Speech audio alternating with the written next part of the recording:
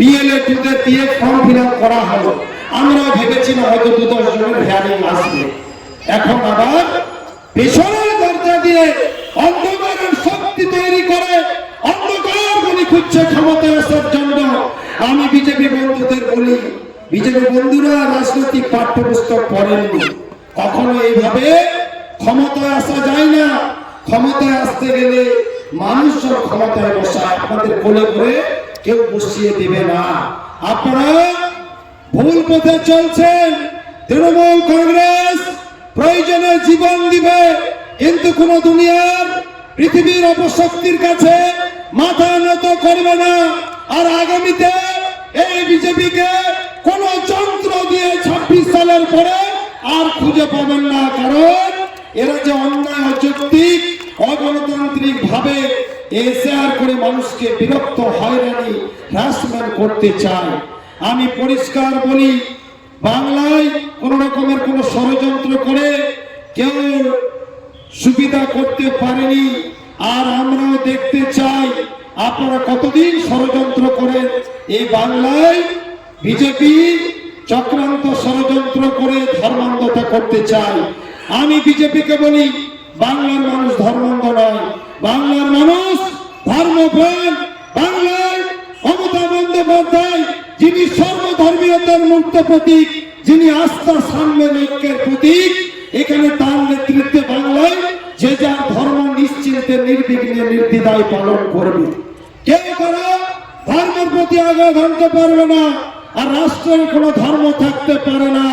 এরা শুধু নৈরাজ্য সৃষ্টি করে, ধর্মান্ধ সৃষ্টি করে ক্ষমতায় আসতে চায়।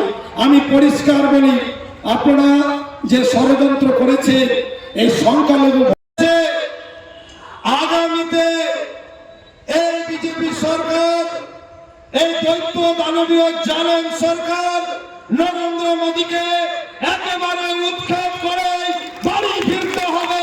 তার আগে বাড়ি ফিরে যাবে না, এই সংরক্ষিত আমাদের ব্যক্ত করতে হবে।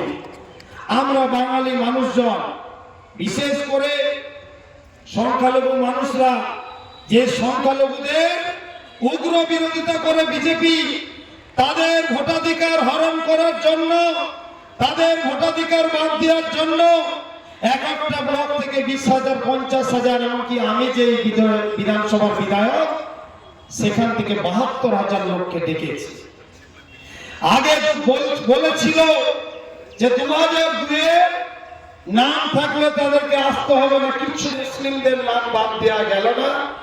মুসলিম ভোট ব্যাংক তো তৃণমূল কংগ্রেসের ভোট ব্যাংক। আমাদের এই বিজেপির নেতারা অমিত শাহের কোলে বসে এসে বলে আসলো, যে কোনো প্রকারে অমিত শাহজি বাঁচান, কিছু বুদ্ধি আটুন, এদেরকে বাদ দিতে হবে। হবে তাদের কথায় ডেকে যেভাবে হয়রানি, নির্যাতন করছে, আমরা পরিষ্কার দায়িত্বহীন ভাষায় বলেছি, জেলায় হোক, আগামীতে লড়াই সংগ্রাম করে মানুষের পাশে থেকে একটি ইতিহাস তৈরি করতে হবে। রেজাল্ট লড়াইয়ের ক্ষেত্রে প্রস্তুতি আপনারা নিয়ে গেলেন, কারণ এই মাতৃভূমিকে বাঁচাতে গেলে আরেকবার যুদ্ধ করতে হবে। যুদ্ধ না করলে এরা শিক্ষা পাবে না। কি আপনারা যুদ্ধ করতে প্রস্তুত আছেন তো? আগামীতে লড়াই সংগ্রামে নামবেন তো? খেলতে নেমেছেন, ভালো করে খেলো। হিট উইকেট করে পালাতে দেওয়া যাবে না। আপনাদের আমরা ওয়াকওভারে চাইলে আসুন, আপনাদের বিদায় নেওয়ার পালা এসে গেছে। খুব শীঘ্রই ক্ষমতার বাতাস আপনাদের উল্টে যেতে চলেছে। আপনাদের এই দুনিয়া ছোট হয়ে এসেছে বিজেপি বন্ধুগণ। আপনাদেরকে আগামীতে মানুষ বিরোধী দলের তকমাও দেবে না। এই উত্তরবঙ্গে আগামীতে দেখার মতো চমৎকার প্রশংসনীয় রেজাল্ট হতে চলেছে। আপনারা কি আগামীতে এই জোরদার খেলার জন্য প্রস্তুত আছেন তো? আগামীতে জবরদস্ত খেলা হবে তো? দেখার মতো লড়াই হবে তো? প্রশংসনীয় খেলা হবে তো? সাম্প্রদায়িক বিজেপিকে উৎখাত করবেন তো?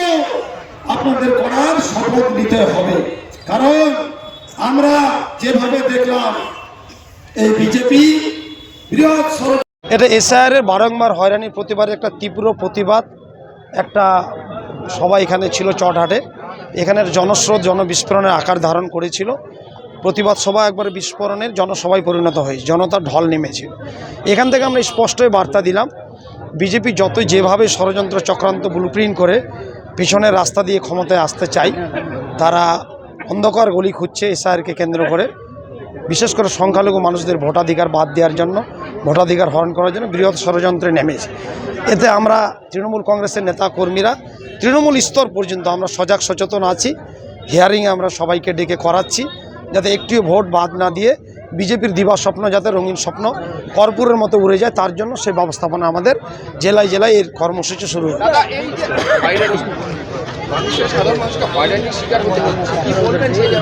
এটা আমরা তীব্র নিন্দা জানাচ্ছি, প্রতিবাদ জানাচ্ছি। গণতান্ত্রিক রাষ্ট্রে এইভাবে হয়রানি করা একটা অযৌক্তিক অগণতান্ত্রিক কাজ। এর তীব্র প্রতিবাদ জানিয়ে আমরা এই মিছিল কর্মসূচিগুলো করছি। মানুষকে হয়রানি করছে, মানুষকে লাইনে দাঁড় করাচ্ছে। আগামীতে বিজেপিকে এই মানুষজন লাইনে কাতারে কাতারে লাইনে দাঁড়িয়ে ইভিএমে জবাব দিবে, সেই সময়টা এসে যাচ্ছে বিজেপি।